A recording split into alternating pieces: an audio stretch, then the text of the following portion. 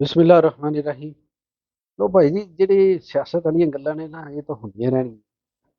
ਮੇਰੇ ਕੋਈ ਦੋਸਤਾਂ ਦਾ ਖਿਆਲ ਹੈ ਕਿ ਮੈਨੂੰ ਆਪਣਾ ਜਿਹੜਾ ਸ਼ੌਕ ਔਰ ਸਾਈਡ ਇੱਕ ਪ੍ਰੋਫੈਸ਼ਨ ਹੈ ਬਾਗਬਾਨੀ, ਉਹਦੇ ਉੱਤੇ ਵੀ ਗੱਲ ਕਰਨੀ ਚਾਹੀਦੀ ਹੈ। ਤੇ ਜ਼ਰਾਅਤ ਦੇ ਉੱਤੇ ਗੱਲ ਕਰਨੀ ਚਾਹੀਦੀ ਹੈ ਕਿ ਇਸ ਮੁਲਕ ਦੀ ਜ਼ਿਆਦਾ ਆਬਾਦੀ ਦਾ ਹਾਲੇ ਵੀ ਰੋਜ਼ਗਾਰ ਕਿਸੇ ਨਾ ਕਿਸੇ ਜ਼ਰੀਏ ਨਾਲ ਜ਼ਰਾਅਤ ਤੋਂ ਜੁੜਿਆ। ਅੱਛਾ, ਕਈ ਮੁਲਕ ਦੇ ਸੌਜਵਾਨਾਂ, ਦਾਨਿਸ਼ਵਰਾਂ ਔਰ ਵੱਡੇ ਲੋਕਾਂ ਦੇ ਨਾਲ ਵਕਤਨ ਫਵਕਤਨ ਮੈਂ ਗੱਲ ਵੀ ਕਰਦਾ ਰਿਹਾ। ਮੈਨੂੰ ਯਾਦ ਹੈ ਕਿ ਬਹੁਤ ਅਰਸਾ ਪਹਿਲੇ ਇੱਕ ਨੌਜਵਾਨ ਕੌਮੀ ਅਸੈਂਬਲੀ ਦਾ ਮੈਂਬਰ ਬਣਿਆ, ਤੇ ਨਾ ਮੈਂ ਨਹੀਂ ਲੈਣਾ ਚਾਹੁੰਦਾ ਕਿਸੇ ਵਜ੍ਹਾ ਨਾਲ। ਬੜਾ ਚੰਗਾ ਉਹਦੇ ਨਾਲ ਤਲਕ ਰਿਹਾ, ਤੇ ਉਹ ਪਹਿਲੀ ਦਫਾ ਕੌਮੀ ਅਸੈਂਬਲੀ ਦਾ ਮੈਂਬਰ ਬਣਿਆ ਸੀ, ਤੇ ਮੈਂ ਵੀ ਉਹਨਾਂ ਦਿਨਾਂ 'ਚ ਇਸਲਾਮਾਬਾਦ ਸੀ। ਮੈਂ ਉਹਨੂੰ ਇੱਕ ਪ੍ਰੈਜੈਂਟੇਸ਼ਨ ਦਿੱਤੀ। ਮੈਂ ਕਿ ਯਾਰ, ਮੈਨੂੰ ਲੱਗਦਾ ਹੈ ਕਿ ਤੇਰੇ ਅੰਦਰ ਬੜਾ ਕਰੰਟ ਹੈਗਾ ਵੇ ਕੋਈ ਚੀਜ਼ਾਂ ਨੂੰ, ਮੁਲਕੀ ਮਾਮਲਾਤ ਨੂੰ ਡਿਸਕਸ ਕਰਨ ਦਾ ਅਸੈਂਬਲੀ ਦੇ ਵਿੱਚ। ਤੇ ਮੈਂ ਤੈਨੂੰ ਇਹ ਦੱਸਣਾ ਵਾ ਕਿ ਜਿਹੜੇ ਰੇਸ਼ਮ ਦੇ ਕੀੜੇ ਨੇ, ਇਹਨੂੰ ਪਾਲਣ ਦੀ ਇੰਡਸਟਰੀ ਜਿਹੜੀ ਪਾਕਿਸਤਾਨ ਦੇ ਵਿੱਚ, ਇਹਨੂੰ ਮਜ਼ਬੂਤ ਕੀਤਾ ਜਾਵੇ। ਮੈਂ ਉਹਨੂੰ ਛਾਂਗਾ ਮਾਂਗਾ ਦੀ ਮਿਸਾਲ ਦਿੱਤੀ। ਉਹਦੇ ਇਰਦ ਗਿਰਦ ਜਿਹੜੇ ਪਿੰਡ ਨੇ, ਉਹ ਤਕਰੀਬਨ ਉੱਥੇ 20-25 ਹਜ਼ਾਰ ਜਿਹੜੇ ਖਾਨਦਾਨ ਸਨ। ਉਹਨਾਂ ਦਿਨਾਂ ਦੇ ਵਿੱਚ ਉਹਨਾਂ ਦਾ ਇੱਕ ਕਮੇਟੀ ਹੁੰਦੀ ਸੀ ਸਾਲ ਦੇ ਵਿੱਚ, ਜਿਹੜੀ 1.5 ਕੁ ਮਹੀਨੇ ਦਾ ਪ੍ਰੋਸੈਸ ਪੂਰਾ ਹੁੰਦਾ ਹੈ, ਔਰ ਹਰ ਘਰ ਨੂੰ ਚੰਗੇ ਅੱਛੇ ਖਾਸੇ ਪੈਸੇ ਆ ਜਾਂਦੇ ਸਨ। ਲੋਕ ਆਪਣੀ ਧੀਆਂ ਦਾ ਵਿਆਹ ਕਰ ਦਿੰਦੇ ਸਨ, ਨਵੇਂ ਕੋਠੇ ਪਾ ਲੈਂਦੇ ਸਨ, ਕੋਈ ਹੋਰ ਇਹੋ ਜਿਹੀਆਂ ਲੋੜਾਂ ਪੂਰੀਆਂ ਕਰ ਲੈਂਦੇ ਸਨ। ਇਹ ਇੱਕ ਗੱਲ ਉਹਨਾਂ ਨੇ ਸਾਰਾ, ਜਿਵੇਂ ਦੇ ਵੱਡੇ ਲੋਕਾਂ ਦੇ ਕੰਮ ਹੁੰਦੇ ਨੇ, ਉਹਨਾਂ ਮੇਰੀ ਗੱਲਾਂ ਸੁਣੀਆਂ ਵੀ, ਬੜਾ ਐਪਰੀਸ਼ੀਏਟ ਵੀ ਕੀਤਾ, ਤੇ ਉਸ ਤੋਂ ਬਾਅਦ ਖਤਮ ਹੋ ਗਈ ਗੱਲ। ਫਿਰ ਮੈਂ ਇੱਕ ਗੱਲ ਡਿਸਕਸ ਕੀਤੀ, ਬਲਕਿ ਉਹਦੇ ਤੇ ਮੈਂ ਲਿਖਿਆ ਵੀ 2 ਸਾਲ ਪਹਿਲੇ, 2.5 ਸਾਲ ਪਹਿਲੇ ਦੀ ਗੱਲ। ਚਾਈਨਾ ਦੀ ਇੱਕ ਝਗੜਾ ਹੋਇਆ ਸੀ ਅਫਗਾਨ ਜੰਗ ਦੇ ਦੌਰਾਨ। ਜਦੋਂ ਆਸਟ੍ਰੇਲੀਆਈ ਫੌਜੀ ਸਨ, ਉਹਨਾਂ ਨੇ ਕੁਝ ਅਫਗਾਨ ਬੱਚਿਆਂ ਦੇ ਗਲੇ ਕੱਟੇ ਸੀ, ਤੇ ਉਹ ਤਸਵੀਰ ਚਾਈਨਾ ਨੇ ਛਾਪ ਦਿੱਤੀ। ਉਹਦੇ ਤੇ ਇੱਕ ਤਨਾਜ਼ਾ ਪੈਦਾ ਹੋ ਗਿਆ, ਔਰ ਤਨਾਜ਼ਾ ਪੈਦਾ ਇੰਨਾ ਹੋਇਆ ਕਿ ਚੀਨ ਨੇ ਕਿਹਾ ਕਿ ਅਸੀਂ ਜਿਹੜੇ ਆਸਟ੍ਰੇਲੀਆ ਕੋਲ ਗੋਸ਼ਤ ਲੈਂਦੇ ਹਾਂ ਨਾ, ਆਸਟ੍ਰੇਲੀਆ ਦੇ ਬਜਾਏ ਅਸੀਂ ਪਾਕਿਸਤਾਨ ਕੋਲ ਲੈ ਲਵਾਂਗੇ। ਤੇ ਪਾਕਿਸਤਾਨ ਨੂੰ ਉਹਨਾਂ ਕਿਹਾ ਕਿ ਜਨਾਬ, ਤੁਸੀਂ ਅਗਰ 50 ਅਰਬ ਡਾਲਰ ਤੱਕ ਦਾ ਸਾਲਾਨਾ ਗੋਸ਼ਤ ਮੈਨੂੰ ਦੇ ਸਕੋ ਨਾ, ਤੇ ਮੈਂ ਲੈਣ ਨੂੰ ਤਿਆਰ ਹਾਂ। ਉਹ ਮੈਂ ਲਿਖਿਆ। ਉਸ ਤੋਂ ਬਾਅਦ ਹਰੂਨ ਰਸ਼ੀਦ ਸਾਹਿਬ ਨੇ ਮੇਰੇ ਨਾਲ ਗੱਲ ਵੀ ਕੀਤੀ, ਤੇ ਉਹਨਾਂ ਨੇ ਆਪਣੇ ਇੱਕ ਪ੍ਰੋਗਰਾਮ ਦੇ ਵਿੱਚ ਵੀ, ਉਹਨਾਂ ਦਿਨਾਂ 'ਚ ਉਹ 92 ਨਿਊਜ਼ ਤੇ ਰਾਤ ਨੂੰ ਪ੍ਰੋਗਰਾਮ ਕਰਦੇ ਸੀ, ਉਹਨਾਂ ਨੇ ਆਪਣੇ ਪ੍ਰੋਗਰਾਮ ਦੇ ਵਿੱਚ ਵੀ ਇਹ ਗੱਲ ਕੀਤੀ, ਚਾਈਨੀਜ਼ ਦੀ ਜਿਹੜੀ ਆਫਰ ਸੀ। ਪਰ ਸਾਡੇ ਜਿਹੜੇ ਲੋਕ ਨੇ, ਉਹਨਾਂ ਦੇ ਕੰਨਾਂ ਦੇ ਉੱਤੇ ਤਾਂ ਕੋਈ ਅਸਰ ਹੀ ਨਾ ਹੋਇਆ ਇਸ ਗੱਲ ਦਾ।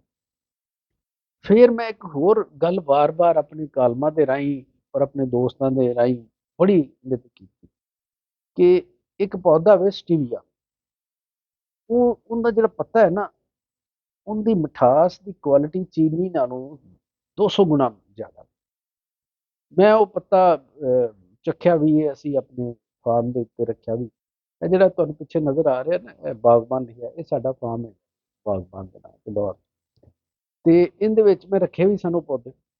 ਇਹ ਬਹੁਤ ਲੋ ਟੈਂਪਰੇਚਰ ਤੇ ਰਹਿੰਦੇ ਨੇ, ਇਸ ਵਾਸਤੇ ਇੱਥੇ ਪੰਜਾਬ ਦੇ ਗਰਮ ਇਲਾਕਿਆਂ ਦੇ ਵਿੱਚ ਰਹਿਣਾ ਇਹਨਾਂ ਦਾ ਔਖਾ ਹੁੰਦਾ। ਸਰਦੀ ਦੇ ਦਿਨਾਂ 'ਚ ਕੁਝ ਅਸੀਂ ਵੇਖਦੇ ਹਾਂ ਕਿ ਮਹੀਨਿਆਂ ਵਾਸਤੇ ਇੱਥੇ ਸਰਵਾਈਵ ਕਰ ਜਾਂਦੇ ਨੇ, ਉਸ ਤੋਂ ਬਾਅਦ ਨਹੀਂ ਕਰਦੇ। ਖੈਰ, ਇਹਦਾ ਸਟੀਵੀਆ ਦੀਆਂ ਗੋਲੀਆਂ ਮਾਰਕੀਟ ਦੇ ਵਿੱਚ ਹੈਗੀਆਂ ਨੇ, ਜਿਹੜੀਆਂ ਬਾਹਰੋਂ ਅਸੀਂ ਇੰਪੋਰਟ ਕਰਨੀਆਂ, ਉਹਦਾ ਪਾਊਡਰ ਕਰਨਾ।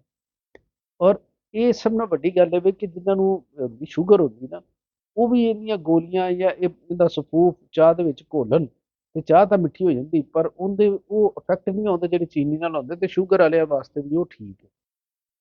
ਮੈਂ ਕਿਹਾ ਯਾਰ, ਇੱਥੇ ਇੰਨੇ ਸਾਡੇ ਜਿਹੜੇ ਠੰਡੇ ਏਰੀਆ ਨੇ, ਉਹ ਵਿਹਲੇ ਪਈਆਂ ਜ਼ਮੀਨਾਂ, ਉਹਨਾਂ ਦੀ ਪਹਾੜਾਂ ਦੇ ਉੱਤੇ ਕੋਈ ਚੀਜ਼ ਨਹੀਂ ਤੁਸੀਂ ਲਾਉਂਦੇ, ਤੇ ਉੱਥੇ ਸਟੀਵੀਆ ਲਾ ਲਓ। ਇਹ 26 ਸੈਂਟੀਗ੍ਰੇਡ ਦੇ ਘੱਟ ਟੈਂਪਰੇਚਰ ਤੇ ਰਹਿੰਦਾ, ਤੇ ਉੱਥੇ ਸਟੀਵੀਆ ਲਾਵੋ, ਹਜ਼ਾਰਾਂ ਏਕੜ ਲਾਵੋ, ਤੇ ਜਨਾਬ ਉਹਦੀਆਂ ਪੱਤੀਆਂ ਸੁਕਾ ਕੇ ਪਾਊਡਰ ਬਣਾਓ ਤੇ ਲੋਕਾਂ ਨੂੰ ਵੇਚੋ। ਅਸੀਂ ਵੀ ਬਾਹਰੋਂ ਮੰਗਵਾਉਣੀ। ਫਿਰ ਦੂਸਰਾ, ਇਹ ਆਰਗੈਨਿਕ ਚੀਨੀ, ਇਹ ਬੜੀ ਸਾਡੇ ਵਾਸਤੇ ਚੰਗੀ ਹੋਏਗੀ। ਦੂਸਰੀ ਚੀਨੀ ਤਾਂ ਨਹੀਂ ਰਹੀ, ਬਿਮਾਰੀਆਂ ਨੇ, ਕਿਉਂਕਿ ਉਹ ਜਿਸ ਤਰ੍ਹਾਂ ਪ੍ਰੋਸੈਸ ਹੁੰਦੀ ਹੈ ਗੰਨੇ ਵਾਲੀ ਚੀਨੀ, ਉਹਦੇ ਨਾਲ ਬਿਮਾਰੀਆਂ ਲੱਗਣੀਆਂ ਕੁਦਰਤੀ ਗੱਲ ਹੈ। ਖੈਰ, ਇਹ ਵੀ ਗੱਲ ਹੋ ਗਈ। ਹੁਣ ਇੱਕ ਮੇਰੇ ਦੋਸਤ ਨੇ, ਉਹਨਾਂ ਨੇ ਕੁਝ ਅਰਸਾ ਮੈਨੂੰ ਕਿਹਾ ਕਿ ਪਹਿਲੇ ਕਿਹਾ ਕਿ ਮੇਰੇ ਕੋਲ ਇੱਕ ਫਰੂਟ ਹੈਗਾ ਵੇ, ਉਹਦੇ ਚੰਦ ਪੌਦੇ ਆਏ ਨੇ, ਤੇ ਤੁਸੀਂ ਉਹ ਲੈ ਲਵੋ, ਉਹ ਲਾ ਲਵੋ ਆਪਣੇ ਫਾਰਮ 'ਚ। ਮੈਂ ਖੈਰ ਉਹ ਨਾ ਲਿਆ ਸਕਿਆ, ਕਿਸੇ ਵਜ੍ਹਾ ਨਾਲ ਮਸਰੂਫੀਅਤ ਸੀ, ਮੈਂ ਨਾ ਗਿਆ।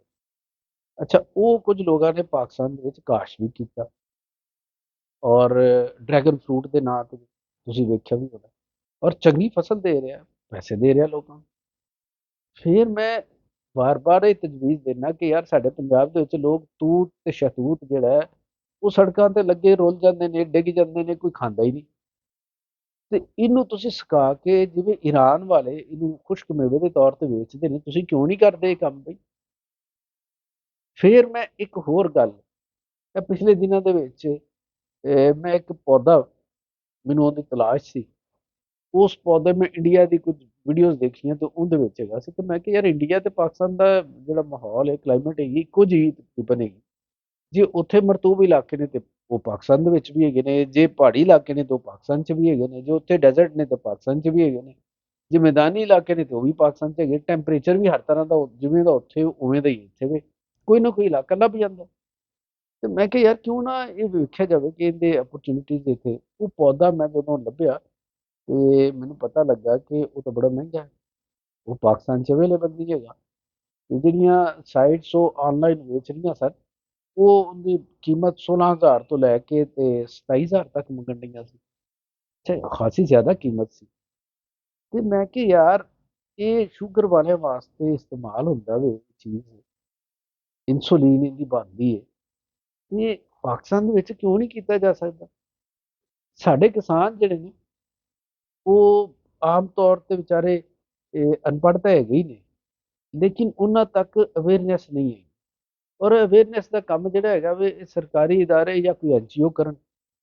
ਐਨਜੀਓਜ਼ ਦਾ ਮਸ਼ਕੂਕ ਜਿਹਾ ਹੀ ਕਿਰਦਾਰ ਹੁੰਦਾ ਵੇ। ਉਹਨਾਂ ਦਾ ਇੱਕ ਏਜੰਡਾ ਹੁੰਦਾ ਹੈ ਮਖਸੂਸ, ਉਹ ਜਿੰਦੇ ਫੰਡਿੰਗ ਜਿਵੇਂ ਆਉਂਦੀ, ਉਸੇ ਪ੍ਰੋਗਰਾਮ ਦੇ ਤਹਿਤ ਹੀ ਉਹਨਾਂ ਕੋਲ ਦਾਇਰਾ ਕਾਰਜ ਕਰ ਦਿਓ। ਅਸਲ ਕੰਮ ਹੁੰਦਾ ਸਰਕਾਰ ਦਾ। ਸਰਕਾਰ ਲੋਕਾਂ ਨੂੰ ਦੱਸਦੀ ਹੈ ਕਿ ਉਹ ਕਿਹੜਾ ਰੀਜਨ ਹੈ ਜਿੱਥੇ ਦੇ ਕਿਸਾਨ ਮੁਤਬਾਦਲ ਫਸਲਾਂ ਦੇ ਤੌਰ ਤੇ ਕਾਸ਼ ਕਰਨ ਤੇ ਉਹਨਾਂ ਨੂੰ ਆਮਦਨੀ ਹੋਵੇ। ਉਹ ਐਸੇ ਮਵੇਸ਼ੀ ਪਾਲਣ, ਐਸੇ ਪਰਿੰਦੇ ਪਾਲਣ ਜਿਹਦੇ ਨਾਲ ਜ਼ਿਆਦਾ ਆਮਦਨ ਹੋਵੇ। ਮਸਲਨ ਮੈਂ ਇੱਕ ਦਫਾ ਇੱਕ ਪ੍ਰੋਜੈਕਟ ਬਣਾਇਆ ਕਿ ਅਗਰ ਇੱਕ ਗੋਸ਼ਤ ਅਸੀਂ ਆਮ ਤੌਰ ਤੇ ਕਿਹੜੇ ਕਿਹੜੇ ਖਾਂਦੇ ਆ ਜੀ? ਅਸੀਂ ਖਾਂਦੇ ਆ ਵੱਡੇ ਡੰਗਰ ਦਾ, ਯਾਨੀ ਕੱਟੇ ਜਾਂ ਵੱਛੇ ਦਾ ਗੋਸ਼ਤ ਖਾਂਦੇ ਹਾਂ। ਉਸ ਤੋਂ ਬਾਅਦ ਅਸੀਂ ਬੱਕਰੇ ਦਾ ਗੋਸ਼ਤ ਖਾਂਦੇ ਹਾਂ। ਫਿਰ ਅਸੀਂ ਮੱਛੀ ਦਾ ਖਾਂਦੇ ਹਾਂ। ਤੇ ਤੀਸਰਾ ਗੋਸ਼ਤ ਜਿਹੜਾ ਜ਼ਿਆਦਾ ਅਸੀਂ ਖਾਂਦੇ ਹਾਂ ਉਹ ਮੁਰਗੀ ਦਾ। ਚੌਥਾ, ਮੈਂ ਕਿ ਯਾਰ ਇੱਕ ਕੋਈ, ਇਹ ਸਾਰੇ ਮਹਿੰਗੇ ਨੇ। ਪਾਕਿਸਤਾਨ ਐਡਾ ਗਰੀਬ ਮੁਲਕ ਹੈ, ਇੱਥੇ ਲੋਕ ਉਜਰੀਆਂ, ਫਿਫਰੇ, ਮੁਰਗੀਆਂ ਦੇ ਪੰਜੇ, ਇਹੋ ਜਿਹੀਆਂ ਚੀਜ਼ਾਂ ਖਾਂਦੇ ਨੇ। ਇੰਨੇ ਪੈਸੇ ਨਹੀਂ ਹੈਗੇ ਲੋਕਾਂ ਕੋਲ, ਤੇ ਇਹਨਾਂ ਨੂੰ ਅਗਰ ਇੰਨੇ ਪੈਸੇ 'ਚ ਕੋਈ ਗੋਸ਼ਤ ਮਿਲ ਜਾਵੇ ਤੇ ਇਹ ਕਿਉਂ ਨਾ ਖਾਣ? ਮੈਂ ਸਰਚ ਕੀਤੀ ਤੇ ਮੇਰੇ ਸਾਹਮਣੇ ਆਇਆ ਖਰਗੋਸ਼। ਉਹ ਠੀਕ ਹੈ, ਪਾਕਿਸਤਾਨ ਦੇ ਵਿੱਚ ਕੁਝ ਲੋਕ ਖਰਗੋਸ਼ ਨਹੀਂ ਖਾਂਦੇ, ਲੇਕਿਨ ਅਕਸਰੀਅਤ ਖਾਂਦੀ ਹੈ। ਮੈਂ ਇਸ ਵਾਸਤੇ ਗੱਲ ਕਰਾਂ ਤੇ ਉਹ ਖਰਗੋਸ਼ ਆਇਆ। ਫਿਰ ਮੈਂ ਵੇਖਿਆ ਖਰਗੋਸ਼ ਦੀ ਫਾਰਮਿੰਗ ਹੁੰਦੀ, ਔਰ ਉਹਦੇ ਵਾਸਤੇ ਇੱਕ ਨਿਊਜ਼ੀਲੈਂਡ ਦੀ ਵੈਰਾਈਟੀ ਹੈਗੀ ਬਨੀ। ਉਹ ਜਿਹੜਾ ਬਨੀ ਖਰਗੋਸ਼ ਹੈ ਉਹ 14 15 ਪਾਊਂਡ ਦਾ ਹੋ ਜਾਂਦਾ, ਯਾਨੀ 6-7 ਕਿਲੋ ਦਾ ਹੋ ਜਾਂਦਾ ਹੈ। ਸਾਡਾ ਖਰਗੋਸ਼ ਤਾਂ ਇੱਥੇ ਅੱਧਾ ਕਿਲੋ, ਪੌਣੇ ਕਿਲੋ ਦਾ ਹੁੰਦਾ ਨਾ, ਤੇ ਉਹ 6-7 ਕਿਲੋ ਦਾ ਗੋਸ਼ਤ ਹੋ ਜਾਂਦਾ ਹੁੰਦਾ। ਤੇ ਉਹ ਲੋਕ ਫਾਰਮਿੰਗ ਉਹਦੀ ਕਰਦੇ। ਫਿਰ ਮੈਂ ਅਮਰੀਕਾ ਦੀ ਇੱਕ ਲੈਬਾਰਟਰੀ ਦਾ ਵੇਖਿਆ, ਉਹਨਾਂ ਨੇ ਰਿਪੋਰਟ ਦਿੱਤੀ ਕਿ ਜਿਹੜੇ ਦਿਲ ਦੇ ਮਰੀਜ਼ ਨੇ ਉਹਨਾਂ ਵਾਸਤੇ ਸਭ ਨਾਲੋਂ ਸੂਟੇਬਲ ਜਿਹੜਾ ਗੋਸ਼ਤ ਹੈ, ਜਿਹਦੇ ਸਭ ਨਾਲੋਂ ਘੱਟ ਕੋਲੈਸਟਰੋਲ ਹੁੰਦਾ ਵੇ, ਉਹ ਖਰਗੋਸ਼ ਦਾ। ਮੈਂ ਕਿਹਾ ਯਾਰ ਅੱਲਾ ਨੇ ਕੈਸੇ ਕੈਸੇ ਸਾਡੇ ਕੋਲ ਮੌਕੇ ਦਿੱਤੇ ਨੇ, ਤੇ ਅਸੀਂ ਨਾ ਐਕਸਪਲੋਰ ਕਰਨੇ ਆ, ਨਾ ਕਿਸੇ ਨਾਲ ਸ਼ੇਅਰ ਕਰਨੇ। ਸੋ ਮੈਂ ਇਹ ਗੱਲਾਂ ਜਿਹੜੀਆਂ ਅੱਜ ਕੀਤੀਆਂ ਨੇ, ਇਹ ਇਸ ਵਾਸਤੇ ਕੀਤੀਆਂ ਨੇ ਕਿ ਜੇ ਤੁਹਾਡੇ ਕੰਨੀ ਇਹ ਗੱਲ ਪੈ ਜਾਵੇ, ਦਿਲ ਨੂੰ ਲੱਗੇ, ਤੇ ਮੇਰੇ ਦੋਸਤੋ ਇਹ ਕੰਮ ਕਰੋ। ਅਸੀਂ ਕੋਈ ਗਰੀਬ ਰਹਿਣ ਦੀ ਸਹੁੰ ਤਾਂ ਨਹੀਂ ਨਾ ਖਾਧੀ ਹੋਈ। ਅਸੀਂ ਕੋਈ ਇਹ ਸਹੁੰ ਤਾਂ ਨਹੀਂ ਨਾ ਖਾਧੀ ਕਿ ਹਰ ਵੇਲੇ ਅਸੀਂ ਪੀਛੇ ਜਾਣਾ ਰਹਿਣਾ। ਔਰ ਅਸੀਂ ਇਹ ਜਿਹੜੇ ਸਾਡੇ ਉੱਤੇ ਲੀਟ ਮੁਸੱਲਤ ਹੈ, ਇਹਦੀਆਂ ਪਾਲਿਸੀਆਂ ਦੇ ਬਾਹਰ ਅਸੀਂ ਨਿਕਲਣਾ ਹੀ ਨਹੀਂ। ਉਹ ਭਾਈਓ ਸਾਡੇ ਨੂੰ ਆਪ ਵੀ ਤਾਂ ਕੋਈ ਸੋਚ ਸਮਝਣ ਦੀ ਸਲਾਹੀਅਤ ਸਾਡੇ ਕੋਲ ਹੈਗੀ ਨਾ। ਤੇ ਜੇ ਕੋਈ ਕੰਮ ਦੀ ਗੱਲ ਦੱਸੇ ਤਾਂ ਉਸ ਪਾਸੇ ਟੁਰ ਪਈਦਾ। ਤੇ ਲਾਈਫ ਸਟਾਕ ਵੱਲ ਆਵੋ, ਨਵੀਆਂ ਫਸਲਾਂ, ਨਵੇਂ ਪੌਦੇ ਔਰ ਨਵੀਂ ਜ਼ਰਾਤ ਵੱਲ ਆਵੋ। ਇਹਦੇ ਵਿੱਚ ਤੁਹਾਡੇ ਵਾਸਤੇ ਬਹੁਤ ਫਾਇਦੇ ਨੇ, ਔਰ ਮੈਂ ਸਮਝਦਾ ਵਾਂ ਕਿ ਮਾਰਕੀਟ ਵੀ ਬਹੁਤ। ਉਮੀਦ ਹੈ ਜਨਾਬ ਤੁਸੀਂ ਇਸ ਗੱਲ ਨੂੰ ਪੱਲੇ ਬੰਨੋਗੇ, ਤੇ ਜੇ ਕਦੇ ਲੋੜ ਪਵੇ ਤਾਂ ਤੁਸੀਂ ਬਿਲਕੁਲ ਰਾਬਤਾ ਵੀ ਕਰ ਸਕਦੇ ਜੀ। ਮੈਂ ਹਾਜ਼ਰ ਹਾਂ। ਤੇ ਮੇਰਾ ਨੰਬਰ ਦੋਸਤਾਂ ਕੋਲ ਆਮ ਤੌਰ ਤੇ ਬਹੁਤ ਸਾਰੇ ਦੋਸਤ ਹੈਗੇ ਨੇ, ਉਹਨਾਂ ਕੋਲ ਹੈ। ਤੇ ਜਿਹਨੂੰ ਨੰਬਰ ਚਾਹੀਦਾ ਹੈ, ਉਹ ਜਨਾਬ ਮੇਰੀ ਵੀਡੀਓ ਦੇ ਥੱਲੇ ਕਮੈਂਟ ਦੇ ਸੈਕਸ਼ਨ ਦੇ ਵਿੱਚ ਉਹ ਦੱਸ ਦੇਵੇ, ਤੇ ਮੈਂ ਹਾਜ਼ਰ ਹਾਂ ਉਹਨਾਂ ਵਾਸਤੇ ਵੀ। ਜ਼ਰੂਰ ਕੰਮ ਕਰੋ ਜਨਾਬ, ਜੀਂਦੇ ਵਾਸਤੇ ਰਹੋ।